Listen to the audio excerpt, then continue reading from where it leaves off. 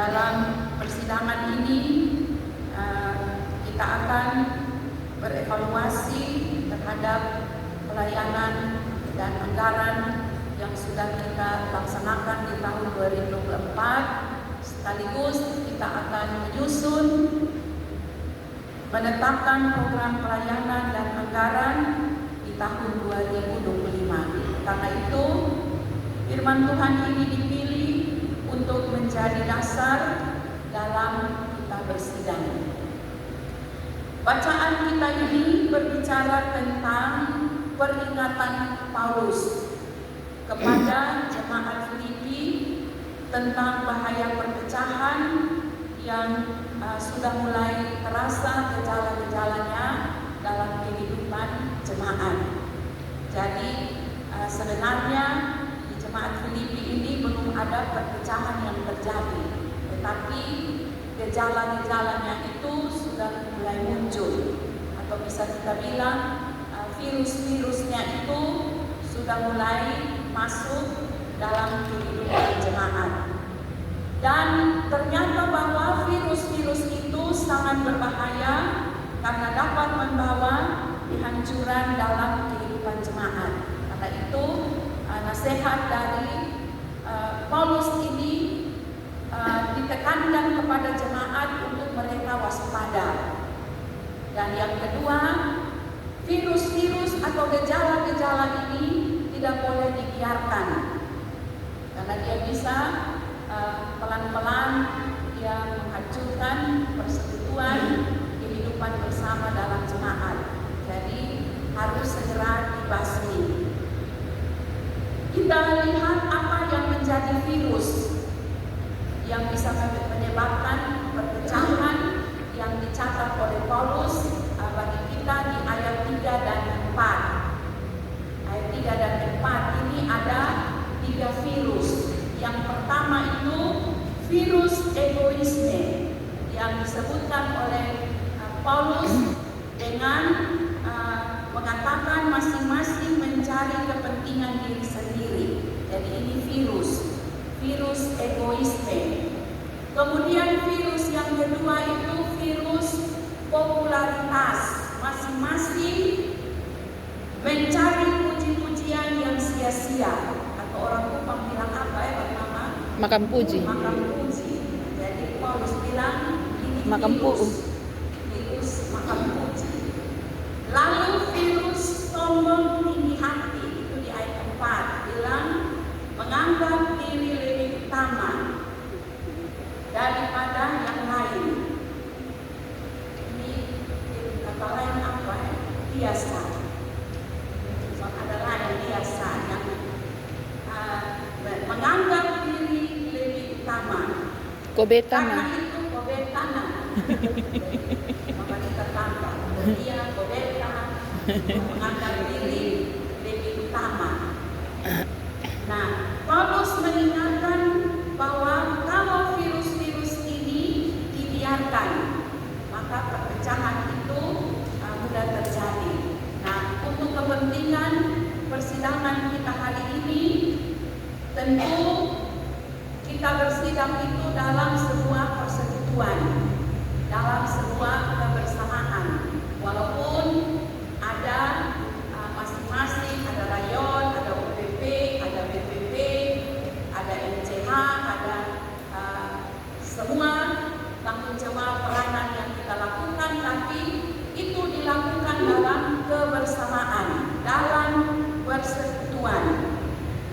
Karena kita akan sama-sama berpendapat, sama-sama berdiskusi, kita juga akan sama-sama cari solusi, sama-sama memutuskan, dan sama-sama kerja.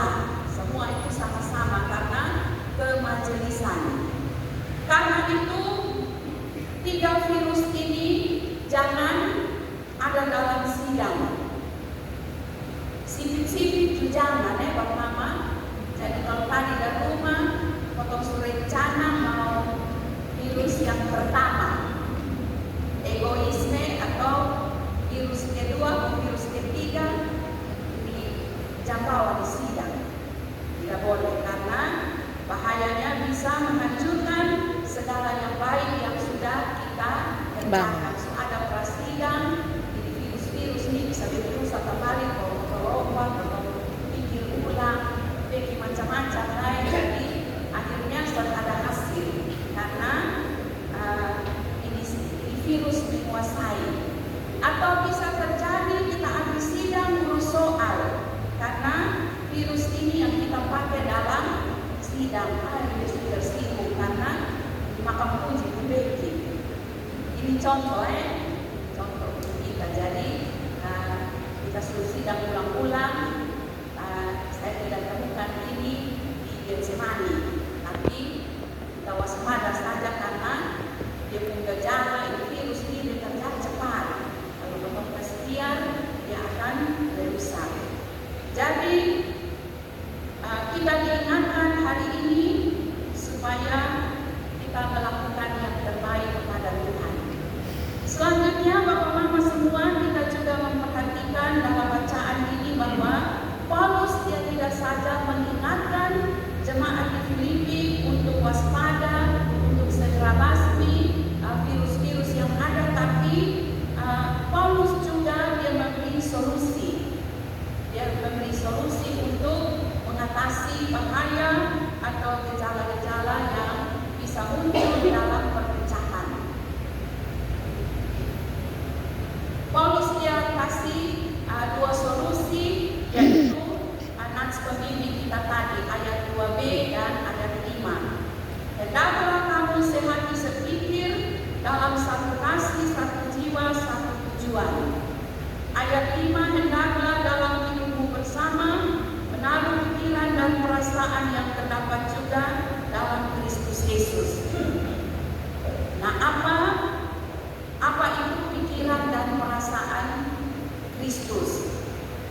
Tidak lain adalah kasih, dan itu yang Yesus perjuangkan untuk kita selamat, untuk kita hidup.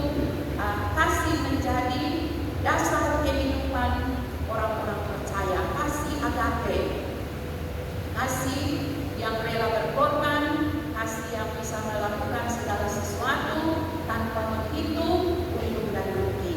Nah, tentu Bapak Mama semua dalam persidangan hari ini, inilah yang kita butuhkan. Bahwa dalam kebersamaan bersidang, kita perlu sehati, sepikir, satu kasih, satu jiwa, satu tujuan. Memang perbedaan pendapat dalam persidangan itu adalah hal yang wajar. Kita menyampaikan semua hal yang bisa kita lakukan untuk perkembangan pelayanan dengan memberi berbagai pendapat. Berdebat dalam persidangan itu juga diperlukan. Tentu kita lakukan itu, tetapi firman Tuhan katakan bahwa harus kita bersidang dengan kasih, dengan satu tujuan. Dan itu hanya bisa terjadi kalau kita sehati, kita sepikir, kita sejiwa.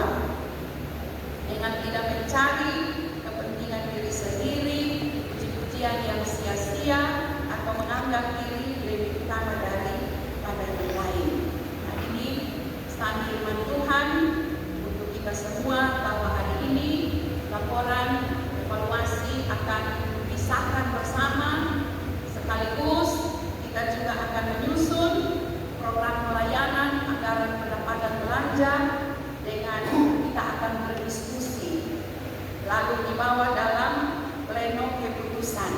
Maka hindarilah 3 virus tadi, dan kasih harus menjadi dasar dalam kita bersidang, dalam berdiskusi, dalam melaporkan, dalam memutuskan, agar ketika dia telah menjadi sebuah keputusan, kita akan mampu bergandengan tangan untuk bekerja bersama-sama mewujudkan setiap program pelayanan yang sudah diputuskan.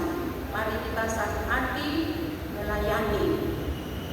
Memang hati kita itu berbeda-beda. Karena itu di sidang ini harus sehati. Kalau kita bergandengan tangan melayani